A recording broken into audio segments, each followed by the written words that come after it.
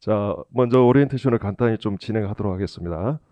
자, 오리엔테이션은 딱 주제를 두 가지로 할 건데요. 자, 첫 번째는 원가 관리회계, 공인회계사 세무사 시험 출제에 대해서 좀 알려드리고, 두 번째 수업을 어떻게 진행하겠다 이거 알려드리고, 그리고 바로 이제 수업 들어갈 거예요. 자, 먼저 원가회계는 원가 관리회계라고 하죠.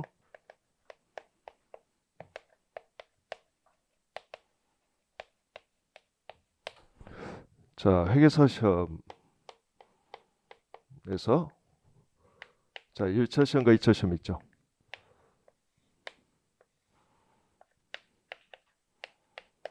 자, 1차 시험에서는 회계학 안에 포함돼서 나와요. 회계학 안에. 뭐 회계학이 50문항이죠. 자, 회계학 50문항 중 자, 고작 10문제밖에 안 돼. 30점.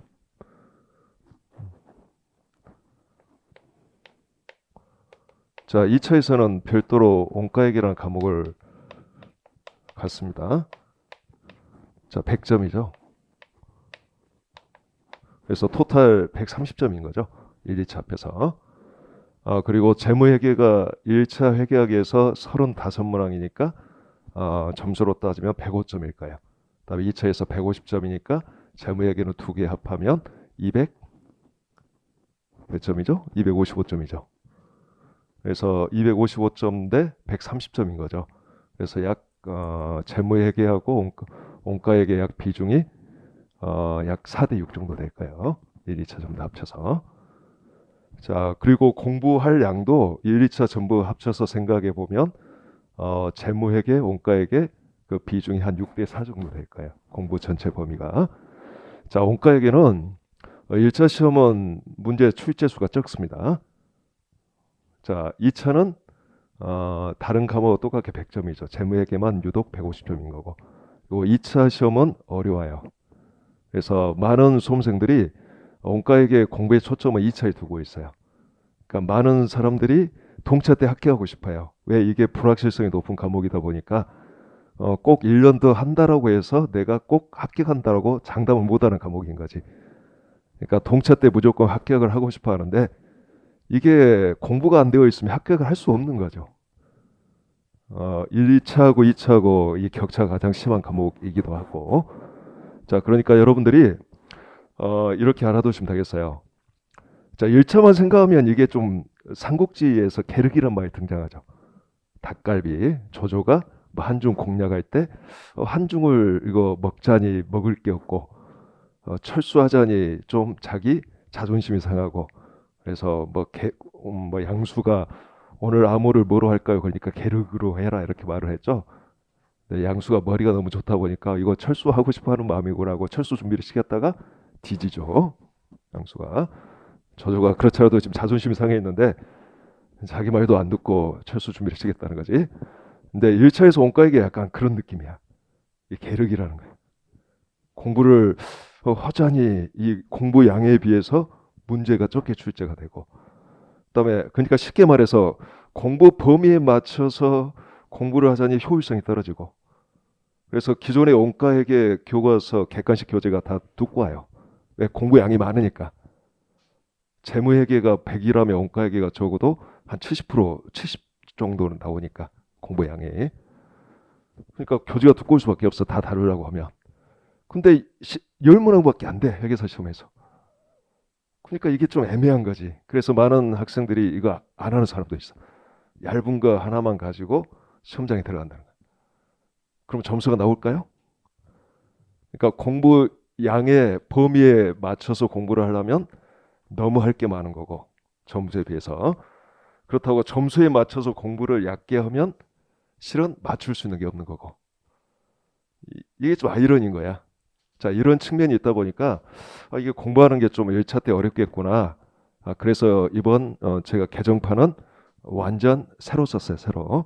그러니까 소폭 개정이 아니라 처음 기존 거 다 밀어버리고 다 새로 썼다고 생각하시면 되겠어요. 그래서 딱 그거에 맞춤형 요 정도만 하면 된다.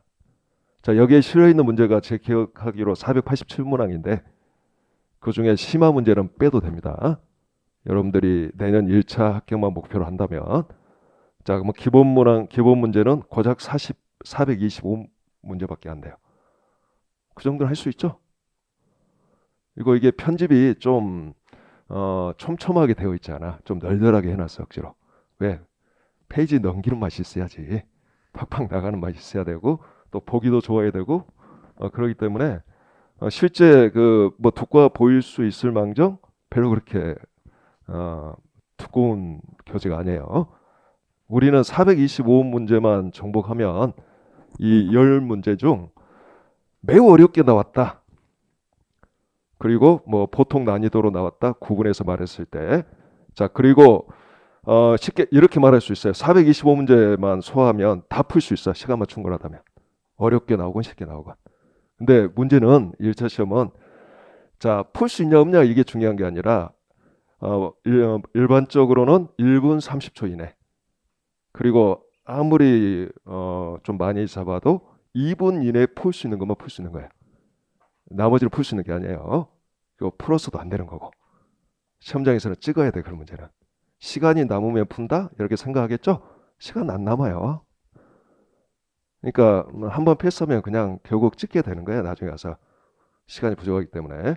그러니까 명심하자, 1분 30초다. 이거 좀 아쉽다 그러면 2분까지는 허용할 수 있다.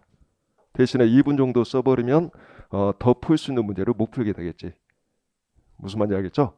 그래서 1분 30초, 맥시멈 2분 이것만 풀 수 있는 거다. 자, 이런 전제하에서 자 425문항을 소화한다 그러면 매우 어렵게 나왔다. 진짜 완전히 엄청난 난이도로 나왔다. 그러면 6문제를 맞출 수 있을 거라 봐. 1분 30초, 2분 이내에. 그럼 보통 1차 합격생들이 회계학을 몇 프로 정도 목표로 하냐면 60%를 목표로 해. 회계학을. 이게 시간이 많이 걸리다 보니까 회계학이 어려워서라기보다 주어져 있는 이 90분 이내에 풀 수가 없단 말이에요. 50문항이다. 그러니까 암만 어렵게 나와도 그 정도는 맞출 수 있다는 거야. 10문항 중에 60%는. 그리고 일반적인 난이도로 나온다 그러면 최소한 8문항 이상은 맞출 수 있을 거라 봐요. 제 생각은 알겠죠. 여러분들이 따라와야 되겠지만. 그러니까 너무 욕심내지 마시고 여기 있는 기본 문제, 심화 문제 제끼고 기본 문제만 열심히 해두도록 합시다. 이거 시간이 혹시 여유가 있고 물론 그렇지 않을 거라고 보지만 그러면 심화 문제 공부하면 좋아요. 그러면 원가 관리하기 실력이 향상이 돼. 꼭 1차에 당장 도움은 안 되겠지만 어차피 심화 문제는 대부분 몇 문제 빼놓고는 기출문제로 이루어져 있고 이걸 풀어봄으로 인해서 2차 때도 도움이 될 거라고 보니까 이해됐죠? 그러니까 욕심을 버리면 그냥 기본 문제만 본다. 나는 그냥 원가 관리에게 좀 잘하고 싶다. 2차까지 동차 다 해두고 싶다. 그러면 심화 문제 좀 풀어본다. 이 정도로 생각하시면 되겠다. 자, 그리고 잠깐 이제 세무사 시험은 역시 회계학이라는 과목에서 나오는데 총 40문항 중 요거는 15문항에서 16문제 나와요. 자, 이제까지 15문항 나오다가 올해 최초로 16문제가 나왔어요. 즉 40%.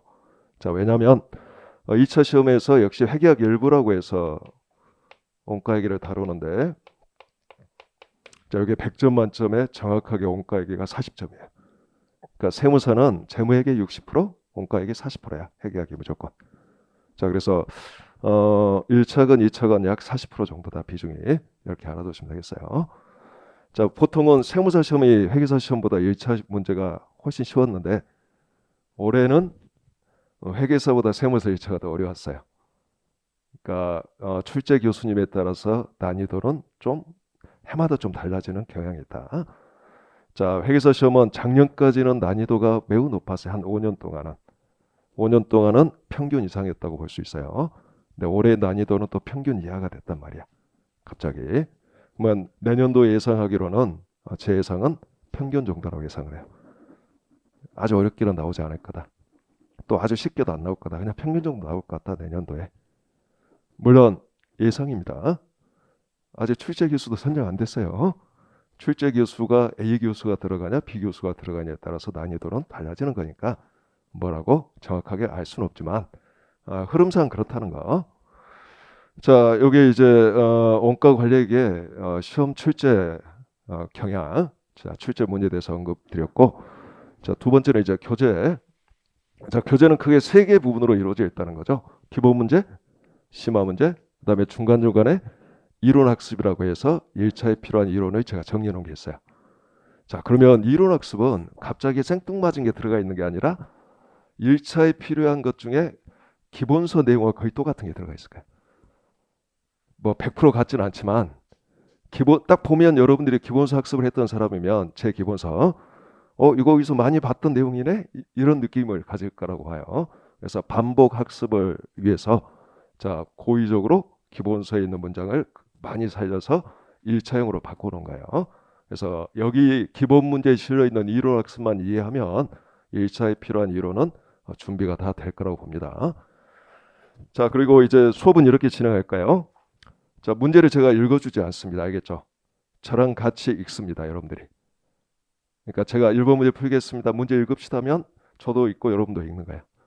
이거 문제 사이즈에 따라서 제가 뭐 30초만 줄 수도 있고 시간을 또 어떤 문제는 뭐 4, 50초 줄 수도 있어요. 그래서 문제를 같이 읽어야 돼, 수업 시간에. 뭐 저도 읽고 여러분도 읽었죠? 뭐 그 문제에서 이제 해석이 필요한 거 알려줄 거야. 이런 문구는 이렇게 해석하는 게 맞다. 또 이런 내용을 담고 있는 내용이다. 그리고 문제에서 찾아야 될 핵심적인 자료가 뭐고 이 문제 주제가 뭔지 알려줄 거야. 그리고 곧바로 문제 풀어줄 거예요. 그러니까 여러분들은 수업 시간에 문제 있고 제가 제 문제 설명을 듣고 바로 이해가 되면 복습할 때 1회독 정도만 하면 그 문제는 클리어가 되는 거죠. 자, 그런 문제는 표시를 해두고 다음에 보지 않습니다. 저희가 한 번 안 문제는 회계학은 알 수 있는 거니까 계속 틀리는 곳에서 틀리는 거지 맞춘 곳은 계속 맞히게 되어 있어요. 발음이 좀 꼬이나? 맞춘 문제는 계속 맞춰요. 틀린 건 계속 틀리고. 그러니까 425문항도 문제를 줄여두시기 바랍니다. 1회독 할 때 다음에 봐야 될 문제, 다음에 봐야 될 부분, 이론학습 중에서 내가 알고 있는 부분 안 봐도 되는 문제 구별을 해두자는 거죠. 줄여둬야 돼. 그리고 시간이 된다면 오늘 1장을 했다 그러면 1장의 기본서를 1회독하고 객관식을 보는 게 좋긴 하겠죠. 여러분들이 시간이 된다면. 별로 안 되죠? 이게 문제긴 해. 욕심 같아서는 객관식 수업 들을 때 기본서 1회독을 하면 좋을 것 같은데 내년 동차를 위해서라면 꼭 1차뿐만이 아니라 1차 10번 학교해봤자 의미 없어요. 제 생각은. 2차를 그해 또는 최소한 1년 유예 돼서 합격해야지 되는 거예요. 즉 3차생이 안 되는 게 중요한 거라는 거지. 3차생이 뭔지 알죠? 2차 2번 떨어지고 다시 1차부터 시작하는 걸 3차생이라고 그래. 3차생 되고 싶어요? 자, 둘 중에 뭐가 되고 싶어요? 1차 2번만에 합격하고 2차를 한 번만에 합격하는 사람이 더 낫겠어요? 아니면 1차를 한 번만에 합격하고 2차 2번 떨어져서 그 다음에 또 1차를 와서 합격하고 그 다음에 이제 동차 뭐 생동차는 아니겠지만 2차 합격하는 게 낫겠어요? 무조건 그 2차 한 번에 합격하는 게 더 나은 거예요. 자, 근데 이렇게 말할 수 있습니다. 회계사하고 세무사 시험이 가장 큰 차이점이 뭐냐면 회계사 시험은 1차가 어려운 시험이야. 1차 합격이 어려운 시험이야. 1차 공부할 양도 많고 커트라인도 높아요. 생각보다. 그러니까 1차를 통과하면 2차는 어느 정도 진짜 성실하게만 2년 동안에 유예까지 고려해서 통차는 어렵지만 성실하게 이렇게 공부하면 합격할 수 있는 시험이야. 제가 보기에는. 그에 반해서 세무사는 1차는 만만해. 60점이면 합격이니까 평균. 이건 절대평가니까. 근데 2차가 어려워. 2차가 경쟁률이야. 8대1 막 10대1이래. 2차가 또 어려운 시험이 세무사. 자, 그러면 1차하고 2차의 합격의 가장 키를 쥐고 있는 과목 중에 하나가 원가회계야, 실은. 회계사는 대부분 그 동차생들이 원가회계 때문에 안 되는 경우가 많고 원가회계 제끼는 경우가 많습니다. 원가회계, 회계감사 제끼는 경우가 많아요. 원가회계가 2차 문제 풀어봤더니 해석도 안 돼, 이거. 기본서를 제대로 공부를 안 해가지고 1차는 또 얇은 문제집 많아가지고 준비해가지고 해석이 안 돼버리는 거야. 근데 1차 끝나고 2차까지 얼마 안 남았는데 그 기간 동안에 이게 따라오지가 않는다고 이거 회계학이. 그러니까 그냥 원가회계 제끼고 나머지 세 과목 합격하고 그 다음 연도에 원가회계하고 좀 생소한 회계감사 이렇게 노리는 경우가 많아요. 여러분들은 그래서는 안 돼요. 원가액이 가장 불확실성이 높다 그랬죠? 암만 실력이 높아도 그 시험장에서 문제 자료 하나 잘못 해석해 버리면 점수가 엄청 60점이 안 나올 수가 있어요. 순간적으로. 내가 다 아는 문제지만 실수 좀 하게 되면 이렇게 불확실성이 높단 말이지. 그러니까 무조건 원가액이란 동차 때 끝내고 하는 게 좋아요. 나머지 재무회계, 세무회계 이런 거 시간만 충분히 투입하면 충분하게 안정적인 점수를 얻을 수가 있다는 거지. 뭐 세법, 재무회계, 뭐 재무관리가 됐건 뭐가 됐건 이런 것들은 아셨죠? 자, 그리고 세무사 시험은 고작 40점밖에 안 돼. 400점 만점에 2차에서. 근데 세법학이라는 과목은 내가 공부한 데 점수가 아주 높게 나오잖아. 이 서술형은. 또 표준 편차가 별로 크지 않아. 점수의 표준 편차가. 그러니까 공부 많이 해봤자 50점이고 50점대고 대부분 그래요. 좀 못하면 30점, 40점대. 근데 회계학 일부 특히 원가액에는 거의 세무사는 또 정답이 맞으면 그 배점 다 득하는 거고 정답이 틀리면 빵점이 되는 거란 말이지 세무사는. 그러니까 40점 원가액이 40점이지만 편차가 30점이 벌어져 버릴 수 있어. 10점 맞은 사람도 있고 40점 맞은 사람도 수두룩박도 하다는 거야. 이런 측면에서 놓고 봤을 때 세무사 2차를 쉽게 합격하기 위해서는 회계학 일부를 잘 봐야 돼. 재무회계 원가액을 잘 봐야 돼. 이게 실은 관건인 거지. 믿음이 안 가요? 믿어야 됩니다. 이렇게 시험의 약간의 좀 특징이 있다는 거, 그걸 좀 참조하시기 바랍니다. 자, 그러면 곧바로 이제 수업 들어가는데 1장부터 19장까지 기본서가 똑같은 배열입니다.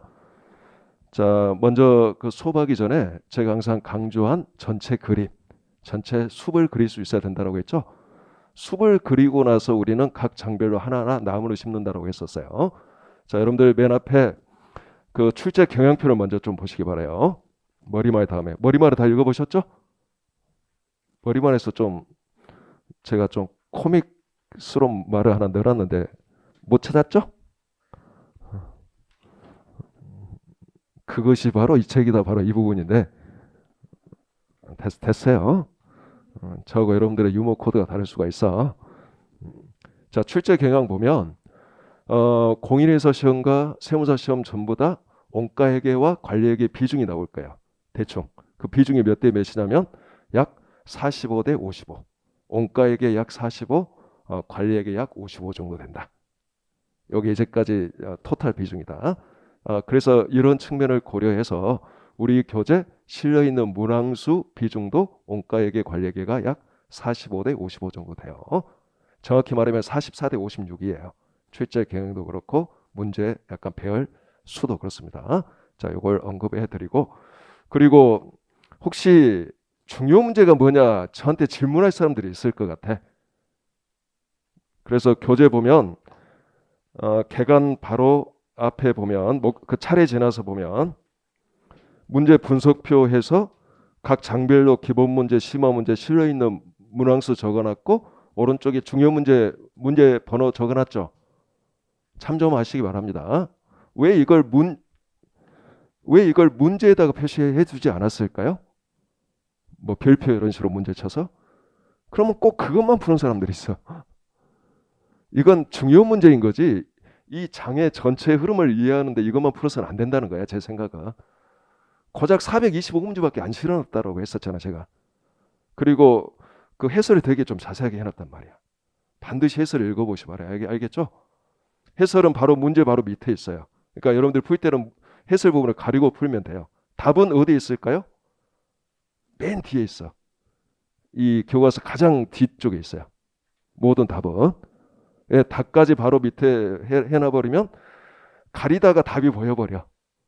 그리고 살짝 또 이게 컨닝을 하게 돼 있어 사람의 심리가. 그래서 답은 억지로 맨 뒤로 다 빼놨어. 그러니까 필요하다면 답 부분은 뭐 복사를 한다든가 해서 뒤로 넘기기 뭐 하면 뭐 이렇게 그거로 가리고 그거로 해답 이렇게 맞춰보면 되겠죠. 풀어보고. 근데 해설은 좀 떨어져 있으면 이거 보기가 불편하단 말이야. 그러니까 바로 아래다 실어놨으니까 문제 풀고 반드시 해설 읽어보세요. 제가 해설 싣는데 가장 시간을 많이 쏟았으니까 항상 동일한 방법은 동일한 논리로 접근하고 이 논리 학습이 중요하니까 그래야지 응용력이 생긴단 말이지. 자, 기출 문제를 보면 똑같게 나온 문제도 가끔 있지만 대부분 문제는 절대 똑같게 안 나와. 같이는 안 나와. 근데 이 기출 문제를 이해하면 풀 수 있는 기출 문제가 나오는 거지. 무슨 말인지 알겠죠? 특히 원가액의 서술형 문제는 기출 문제만 봐도 충분해요. 왜? 계속 그 문구가 반복이니까. 그래서 그거 스스로 느낌을 갖도록 또 배열을 그렇게 맞춰놨어 제가. 자, 그렇게 참고하시기 바라고. 자, 이제 개감 먼저 보고 곧바로 1장 들어갑시다. 자, 숲을 그려봅시다. 여기 실려있죠? 요 그림 개감. 자, 기본서에 있는 개가는 똑같습니다. 원가 관리계는 크게 원가 회계와 관리계로 구별할 수 있죠. 원가 회계는 자, 어떤 회계죠? 자, 대부분 제품 또는 용역의 원가 계산을 통해서 원가 정보를 획득하는 창출하는 회계죠. 원가 정보를 창출하는 회계예요. 여기서 창출된 원가 정보는 크게 두 군데에서 사용된다. 첫 번째, 재무회계에서 사용되죠. 재무회계에서 외부 보고용 재무제표를 작성하기 위해서는 재고자산가액과 매출원가가액을 알아야지 되죠. 자, 재고자산과 매출원가가액, 특히 제조업의 재고자산과 매출원가가액은 제품 원가 계산을 해야지만이 알 수 있죠. 자, 이처럼 제품 원가 계산을 하여 재무회계에서 필요로 하는 자, 재고자산과 매출원가가액을 알려줘서 재무제표 작성을 하여 외부 보고할 수 있도록 하는데 도움을 주는 회계가 원가회계예요. 자, 그리고 두 번째 활동은 관리회계에서 활용하는 거죠. 관리회계는 자, 기업 내부 관리에 관한 회계예요. 관리에 관한 회계. 그래서 크게 세 가지로 파트를 구별해서 공부를 하는 거지. 자, 관리회계 첫 번째 주제는 계획과 통제라는 거죠. 경영자는 수시로 계획을 세우고 실행에 옮긴 다음에 통제, 성과평가를 한다는 거죠. 자, 그래서 계획과 통제, 플랜 두 C라 그랬죠. 플랜 두 C. 자, 플랜 두 C로 할 거야. 발음 신경 쓰지 말고. 그다음에 두 번째는 경영자가 가장 관심사 하는 게 의사결정이죠. 의사결정을 수시로 하겠지. 이처럼 플랜 두 C, 계획과 통제, 의사결정하는데 가장 중요한 정보가 뭐냐면 원가에 관한 정보라는 거지. 원가에 관한 정보. 그렇죠. 원가를 알아야지 뭔가 계획을 세우고 뭔가 성과를 평가하고 뭔가 의사결정할 수 있는 거지. 물론 수익에 관한 정보도 필요하고 나머지 뭐 투자에 관한 정보도 필요하겠죠. 이것도 당연히 필요하지만 원가에 관한 정보가 필요할 거고 이 원가에 관한 정보를 제공해 주는 게 원가 회계라는 거지. 자, 관리회계 그다음에 세 번째 주제는 첫 번째 계획과 통제, 두 번째 의사결정, 세 번째가 전략적 관리회계. 그래서 최근에 경쟁이 매우 치열해졌더라. 자, 경쟁 우위를 내가 계속 지속하기 위해서는 경쟁 우위를 계속 획득하고 지속하기 위해서는 자, 어떤 게 필요하냐라는 거지. 자, 원가에 대한 경쟁 우위, 또 품질, 시간에 관한 것들이 필요하겠죠. 자, 그런 것들을 즉 최근 들어와서 생겨난 관리회계 기법들이에요. 최근 등장한 관리회계 기법들을 몰아놓은 게 전략적 관리회계라는 거죠. 이렇게 크게 세 가지 주제를 가지고 있어요. 자, 이 세 가지 주제에 필요한 원가 정보를 창출하고자 하는 회계가 원가회계고, 자, 원가회계 관리회계 구별을 할 수 있죠. 자, 그러면 이제 원가회계 구체적으로 들어가서 원가회계는 그러면 목적이 한 가지밖에 없다는 거야. 자, 일단 제품 원가 계산을 하여 제품 원가에 관한 정보를 획득하고자 하는 회계야. 자, 서비스업이다 그러면 제품 대신에 용역이 되겠지. 서비스 원가가 되겠지. 그래서 주로 제조업의 제품 위주로 공부를 하고 시험 문제도 그거 위주로 나오지만 만약에 서비스 용역의 원가를 물어보면 자, 제조업의 제품 원가 계산을 응용해서 풀어주는 거죠, 우리가. 그래서 그런 내용 중에 뭐 개별 원가 계산 쪽에서 그런 걸 우리가 좀 많이 배웠었을까요? 자, 어쨌든 제품 원가 계산을 하는 게 목적인데, 자, 제품 원가 계산하는 방법이 한 가지 방법만 있냐? 그게 아니라는 거지. 자, 우리가 배웠던 방법이 무려 자, 2 곱하기 3 곱하기 3 몇 가지죠, 이게? 36가지 아닌가요? 제가 함수는 제대로 했죠. 우리는 실은 이 36가지를 배웠던 거예요. 36가지. 그러면 1번부터 36번까지 나열해서 배우는 게 아니라 각각 범주로, 즉 뭔가 구별하는 기준이 있을 거고 구별하는 기준에 따라 두 가지, 또 두 가지, 세 가지, 세 가지 각각 따로따로 배워서 이걸 8장에서 주로 우리가 결합을 했었죠. 그래서 각각 따로따로 배워서 결합하는 것까지 알아둬야 되는 거지. 2차 때는. 근데 1차 때는 결합하는 건 별로 그닥 많이 중요하진 않아요. 그냥 따로따로 알아두는 게 중요한 거야, 1차는. 자, 그러면 첫 번째 두 가지 구별은, 자, 과거부터 존재해 왔었던, 자, 전통적 원가 계산이라는 게 있고 80년대에 등장한 활동 기준 원가 계산이라는 게 있다는 거죠. 자, 이거의 차이점은 이거지. 자, 원가 배분을 해야 되는데 제품 원가 계산을 하기 위해서는 원가 배분가 필요한데, 자, 주로 생산량을 대표적인 예시로 드는 조업도.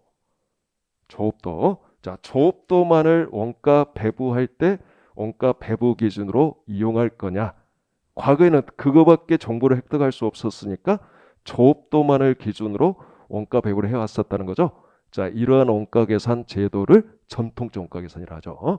그래서 1장부터 7장까지는 전통적 원가 계산에 의한 다른 다양한 원가 계산 제도를 배웠던 거예요, 우리가. 자, 근데 80년대에 들어와서 조업도만을 가지고 원가 배분했더니 원가 계산의 정확성이 너무 떨어지더라라는 거야. 이 부정확한 원가 정보를 가지고 의사결정을 하게 되면 잘못된 의사결정을 할 거고 오히려 기업의 수익성을 해쳐버리더라라는 거지. 그러면 경쟁 우위에 도움이 안 되는 거죠. 이런 측면에서 정확하게 원가를 계산하자. 이제는 자, 정보 수집 기술이 발달했으니까, 즉 컴퓨터를 저렴한 비용으로 내가 고사양의 컴퓨터를 이용하여 복잡한 원가 계산 제도를 운영할 수 있는 여건이 생겼으니까, 자, 이런 태도하에 나온 게 활동기준 원가 계산이죠.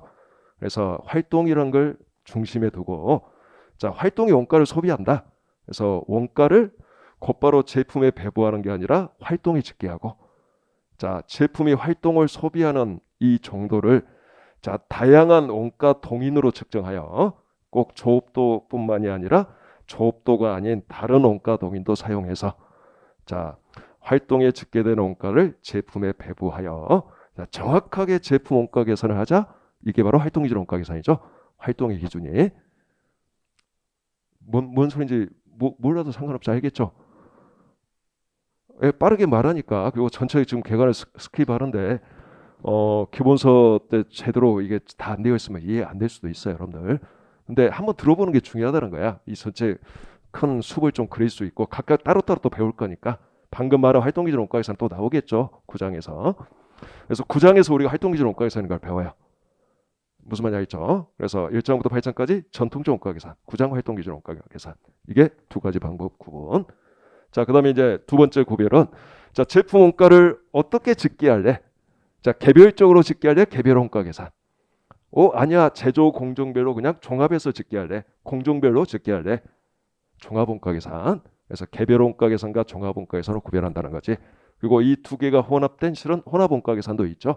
근데 이거는 그냥 이것까지 고려하게 되면 너무 종류가 많아지니까 이거는 빼고 그냥 논하도록 하자. 자, 혼합 원가 계산이 있다. 그다음에 이 종합 원가 계산과 밀접한 관련을 갖고 있는, 자, 특수한 원가 배분을 다루는 장이 있어요. 자, 종합 원가 계산과 아주 밀접한 관련이 있어. 근데 특수한 원가 배분이 더 필요해. 바로 결합 원가 배분이라는 게 필요하죠. 자, 연산품과 부산물의 원가를 계산하기 위해서는 결합 원가 배분이 필요하다는 거지. 근데 이거는 종합 원가 계산과 아주 밀접한 관련이 있어요. 그래서 올해 세무사 2차 시험에서도 엊그저께 끝난 세무사 2차 시험에서도 종합 원가 계산과 결합 원가 배분이 한 문제로 나왔었단 말이야, 올해. 그리고 세무사 시험에서는 안 나왔던 검사 시점이 두 개인, 우리 공부했죠, 종합 원가 계산에서. 공손 있는 종합 원가 계산에서 검사 시점이 두 개의 문제 나왔었죠. 그게 세무사 시험에서는 한 번도 안 나왔었는데 올해 최초로 나왔었어. 물론 나올 줄 알고 모의고사 다 냈어. 방금 말했던 거 다 냈단 말이야, 이번에. 유해생들 모의고사. 뭐 자주 내. 한번 언젠가는 나올 거라고 봤으니까, 검사 시점 복수인 경우는. 자, 어쨌든 이처럼 연산품과 부산물의 원가 계산은 종합 원가 계산의 확장이다라고 생각하시면 되겠어요. 자, 그래서 우리는 개별 원가 계산 3장에서 배우고, 4장에서 종합 원가 계산 배우고, 5장에서 종합 원가 계산의 확장인 연산품과 부산물의 원가 계산을 배울 거예요. 그리고 1장과 2장은 이 모든 원가 관리에게 공통된 주제, 특히 원가에게 공통된 주제라고 정확하게도 말할 수 있는, 자, 원가의 분류와 흐름, 원가 배분에 관한 내용이 등장하게 될 겁니다. 자, 그러면 이제 두 가지 개별 원가 계산, 종합 원가 계산 끝났죠? 자, 그다음에 이제 제품 원가를 어떻게 측정할래? 사후에 실제 발생한 원가로 측정하다 보면 실제 원가 계산이지. 아니야. 그러면 뭔가 제품 원가 계산이 너무 지연되고 또 매달 그렇다면 지연성을 피하기 위해서 매달 원가 계산하면 똑같은 제품 원가가 매번 바뀐다는 거야. 변동해 버린다는 거야. 이런 걸 막기 위해서 등장한 게 바로 정상 원가 계산이죠. 그래서 사전에 제조 간접 원가 예정 배부율을 계산하여 자, 제조 간접 원가만 애정 배부하자. 자, 이렇게 사전에 뭔가 정해놓은 일종의 사전적 원가 계산의 한 종류인 정상 원가 계산이 있고, 그다음에 뭔가 원가를 통제하자. 원가를 통제하기 위해서는 제조 원가의 각 원가 요소별로 표준을 뭔가 설정해 놓자. 그래서 이 표준을 준수했느냐 준수하지 않았느냐 이걸 살펴보자. 자, 이런 목적에서 등장한 게 표준 원가 계산이라는 거지. 이처럼 제품 원가 측정을 뭐로 할래? 사후적으로 할래? 실제 원가 계산. 사전적으로 할래? 좀 간단하게 정상 원가 계산. 정확하게 좀 복잡하게 표준 원가 계산. 그래서 실제 원가 계산, 정상 원가 계산, 표준 원가 계산이 등장한다는 거지. 자, 1장부터 5장까지는 실제 원가 계산 하에서 배우는 거고, 자, 6장에서 정상 원가 계산, 7장에서 표준 원가 계산을 배우게 될까요? 아셨죠? 특히 1차 시험의 정상 원가 계산은 좀 어렵게 나와요, 여러분들이. 그리고 예전에 정상 원가 계산하고 연산품과 부산물의 원가 계산은 실은 2012년 정도까지는 안 중요한 파트였어요. 잘 시험에 나오지 않은 파트였어. 근데 이상하게 2012년부터 엄청 많이 나와. 1차, 2차다. 그러니까 지금은 중요한 파트가 돼버렸다는 거지. 또 문제가 좀 어려워요. 정상 원가 계산 문제가.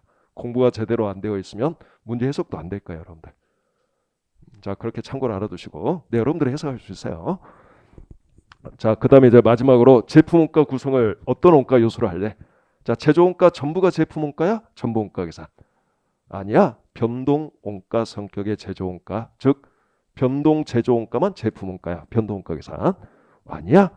직접 재료 원가만 제품 원가 성격이야. 초변동 원가 계산. 이렇게 제품 원가 구성에 따라서 전부 변동, 초변동 원가 계산으로 구별할 수 있다는 거지. 자, 1장부터 7장까지는 당연히 전부 원가 계산 제도화에서 우리가 공부를 하는 거고, 자, 8장에서 비로소 변동과 초변동이 등장하게 됩니다. 자, 그렇다면 외부 보고할 때 인정해 주는 원가 계산은 뭐냐라는 거지. 자, 전통적 원가 계산, 활동 기준 원가 계산은 원가 배분에 관한 이야기니까 다 인정돼요. 원가 배분에 관한 방법론 이야기니까. 이것 때문에 뭔가 크게 차이가 날 수는 없는 거니까 이건 다 오케이. 자, 개별 원가 계산, 종합 원가 계산도 생산 형태에 따라서 개별 원가 계산을 취할 수밖에 없는 자, 소량 주문 생산 형태 기업도 있고, 자, 생산 형태에 따라 대량 연속 생산하는 형태 기업은 종합 원가 계산에 취하는 게 더 경제성 관점에서 바람직하니까 뭐 종합 원가 계산으로 가야 되니까 둘 다 인정해 줄 수밖에 없는 거야. 그래서 개별 원가 계산하고 종합 원가 계산 둘 다 인정해 줘요. 무슨 말인지 알겠죠? 그러나 제품 원가 측정을 어떻게 하느냐에 따라서 재고 자산하고 영업이익이 달라져 버린다는 뜻이야. 그래서 이거는 다 인정해 줄 수 없겠죠. 자, 우리나라는 즉 원가 관리하기 시험에서는 원칙적으로 실제 원가 계산만 인정해 준다. 기준서는 표준 원가 계산도 합리적이라면 인정해 줄 수 있다라고 되어 있는데 원가 회계 문제는 인정 안 해줘야 알겠죠? 그냥 실제 원가 계산만 인정해 준다. 그러니까 결국 이쪽은 주제가 정상 원가 계산하고 실제 원가 계산의 차이가 발생하겠지. 표준 원가 계산하고 실제 원가 계산의 차이가 발생하겠죠. 이게 중요한 주제가 되겠죠. 그래서 제조 간접 원가 배부액의 차이니까 배부 차이. 자, 원가 차이가 발생하잖아. 원가 차이. 자, 요게 가장 시험에서 많이 등장하는 주제가 되겠죠. 그래서 이쪽은 실제 원가 계산만 인정해 준다는 거야. 측정하는 방법은. 자, 또 구성 요소에 따라서 재고 자산하고 영업이익이 달라져 버리니까 구성도 뭔가 정해놔야지 되겠죠. 자, 우리나라는 무조건 전부 원가 계산만 인정해 준다. 외국의 뭐 캐나다 같은 데는 변동 원가 계산도 일부 인정해 주는 게 있어요. 우리나라는 무조건 전부 원가 계산만 인정해 준다. 그러니까 변동 원가 계산과 초변동 원가 계산은 내부 관리 목적이라는 거지. 외부 보고 목적이 아니라. 자, 이처럼 내부 관리 목적에 의한 변동 원가와 초변동 원가 계산의 영업이익과 전부 원가 계산의 영업이익은 차이가 나겠죠. 그러면 결국 이쪽의 주제는 영업이익 이 차이 조정이 중요한 거겠지. 세 가지 원가 계산의 영업이익을 계산해서 이 차이를 조정하여 외부 보고 목적의 전부 원가 계산에 어떻게 차이가 나서 어떻게 조정을 해야 될 거냐. 이게 핵심 주제가 되겠죠. 1차도 대부분 거기서 나오는 거예요. 이거. 자, 이처럼 원가회계는 다양한 원가 계산 방법론, 즉 제도를 다룬다. 이렇게 알아두시면 되겠어요, 여러분들. 자, 우리는 총 36가지 배운다. 자, 그럼 이제 빠르게 관리회계로 넘어갑시다. 그럼 관리회계는 이제 원가회계에서 토스받은 원가 정보를 뭔가 내부 관리에 활용하는 회계죠. 근데 문제는 원가회계에서는 지난 1년 과거란 말이야. 지난 1년치란 말이야. 근데 우리가 관리회계의 주제는 계획, 미래잖아. 의사결정, 미래에 대한 뭔가 선택이잖아. 대안의 선택이잖아. 과거 원가를 그대로 미래에 활용할 수는 없는 거잖아. 그러죠? 뭐가 필요하겠어요? 자, 뭔가 미래 원가를 예측하여서 자, 예상 원가를 이용할 필요 있죠. 미래의 어떤 예상 원가가 필요한 거죠. 그래서 곧바로 원가액에서 관리액으로 가는 게 아니라 중간에 징검다리가 등장하는 거죠. 바로 원가 추정을 해야 된다는 거지. 자, 원가 추정은 자, 미래 원가를 예측하는 행위를 하는 거야, 말해. 그래서 미래 원가를 알기 위해서 원가 함수를 추정하는 거야.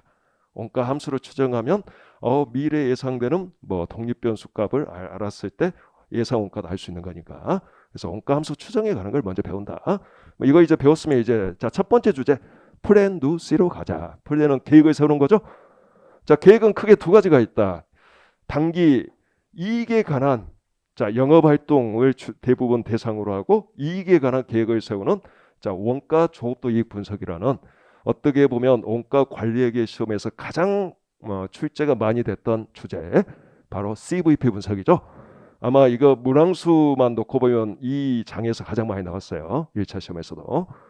그래서 지금은 너무 많이 나오니까 예전만큼은 그래도 좀 빈도수가 좀 떨어지긴 한데 여전히 중요하겠지. 이거 기출문제 수만 해도 어마어마해. 이번 장은. 그리고 잊어버릴까봐 미리 말하는데 제가 기출문제를 다 똑같은 기출문제를 당연히 다 하나만 실었겠지. 그리고 거의 유사한 기출문제도 있단 말이야. 똑같진 않지만 그냥 요 기출문제 하나 풀면 이걸 안 풀어도 알 수 있는 거 이것도 뺐단 말이야. 왜? 그래야지 줄어들 거 아니야, 범위가. 그러니까 여기 실려있는 문제는 약간의 좀 차이는 다 있어요, 여러분들. 똑같은 것 같지만 뭔가 실어놓은 이유가 다 있는 거지. 뭔가 해석이 필요하다거나 약간 똑같은 것 같은데 뭔가를 추가로도 알아야 된다거나 이런 것들만 남아있다고 보시면 되겠어. 중복은 거의 배제했다. 소수정 빼고. 소수정은 중복해서 알아두는 게 중요하니까 그건 웬만하면 기출문제 표현 그대로 많이 읽도록 해놨고 이 말을 깜빡할까봐 중간에 지금 잠깐 삽입한 거예요. 자, 이제 관리회계 플랜 두 C. 자, 첫 번째 단기 이익에 관한 계획을 수립하고자 하는 게 CVP 분석이에요. 그다음에 이 CVP 분석은 자, 전통적인 예전부터 있어 왔던 관리회계 또 기초 내용을 다루고 있어요. 여기에서 배우는 개념을 가지고 뭐 의사결정도 우리가 해야 되고 나머지 플랜 두 C도 해야 되고 그렇습니다. 또 심지어 뭐 전략적 관리회계도 전혀 무관하지 않아요. 또 일부는 약간 필요한 내용도 있단 말이야. 그러니까 관리회계 그냥 기초이기도 해요. 자, 두 번째 이제 기업 전체를 대상으로 계획을 세우는 걸 뭐라 하죠? 계획을 세운다, 예산을 수립한다 그러죠? 뭐 기업 전체니까 종합이잖아. 종합예산. 그래서 자, 10장 원가 추정, 11장 CVP 분석, 12장 종합예산 이렇게 다룬다. 뭐 플랜 끝났죠? 계획 세웠어.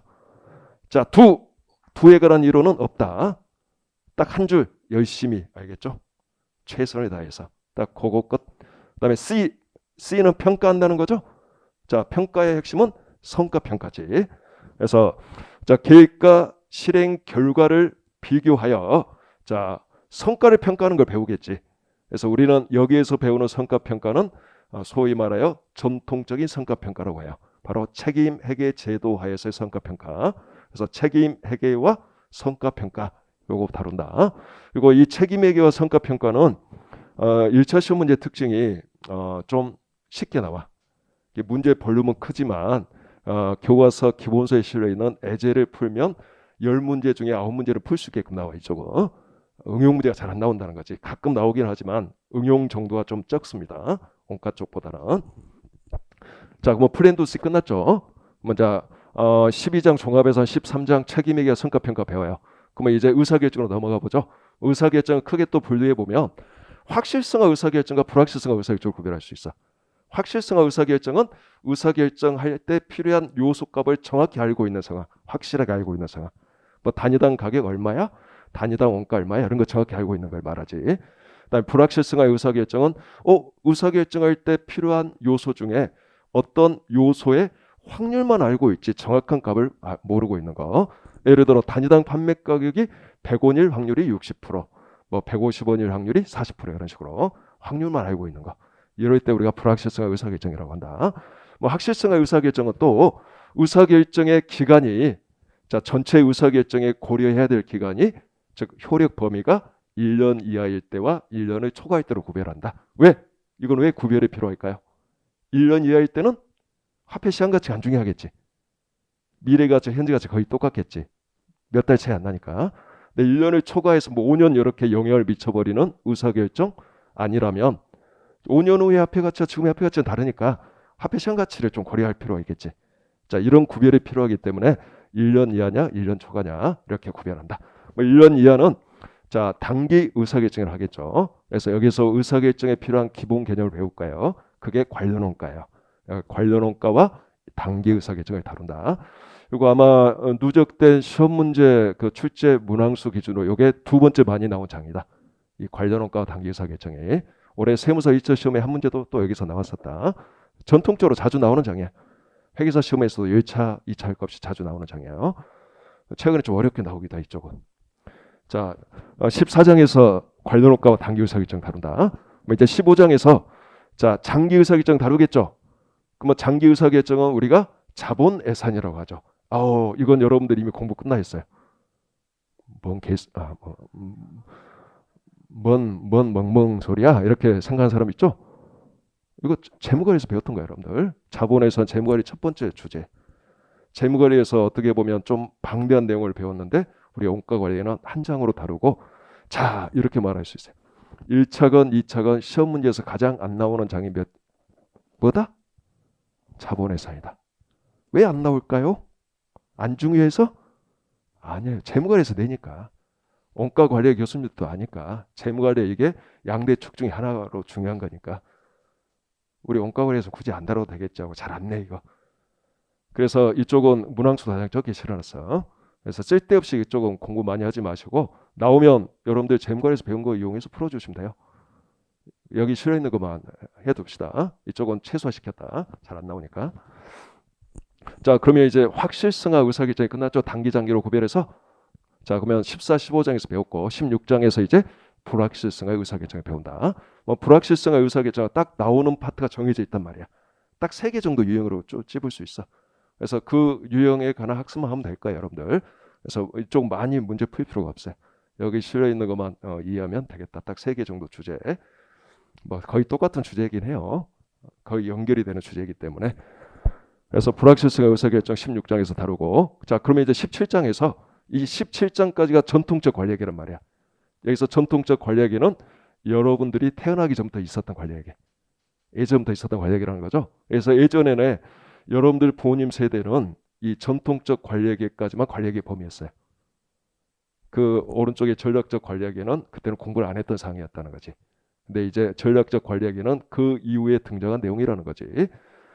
그래서 자 전통적 관리회계 마지막 주제는 대체 가격 결정이죠. 이건 2차에서 매우 중요해요, 여러분들.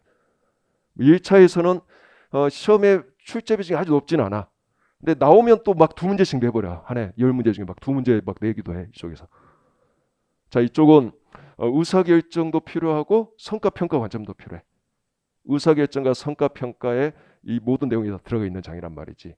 자 개별 사업부 관점에서는 성과평가가 중요한 거고 기업 전체 관점에서는 대체할래? 대체하지 않을래? 의사결정이 중요한 거예요. 그래서 요거는 이제 성과평가 플랜도 C 의사결정을 다 배우고 맨 마지막에 종합해서 다루는 게 합리적이다. 그래서 17장에서 이거 다루면 전통적 관리계 끝. 그럼 이제 전략적 관리계로 간다. 전략적 관리계는 자 어느 중복되는 게 많습니다. 여러분들 공부한 것 중에 무슨 과목하고 많이 중복될까요? 이쪽은 경영하고 많이 중복돼. 경영학. 그러니까 이거 쉽게 생각하지 말고 이거 공부 잘해두면 경영학 한 문제도 맞출 수 있는 거예요. 잘하면. 이 범위가 많이 중복돼요. 뭐 JIT 특히 뭐 재고관리 뭐 이런 건 경영학에서 다 나오잖아요, 여러분들. 뭐 이옥 겨는 것도 나오고 그러니까 이쪽을 잘해두면 원가 관리에도 도움이 되고 경영학도 또 관련된 문제 나오면 한 문제 또 맞출 수도 있는 거겠지. 안 그런가? 자, 이처럼 경영학 과목하고 좀 많이 중복되는 게 바로 전략적 관리학이에요.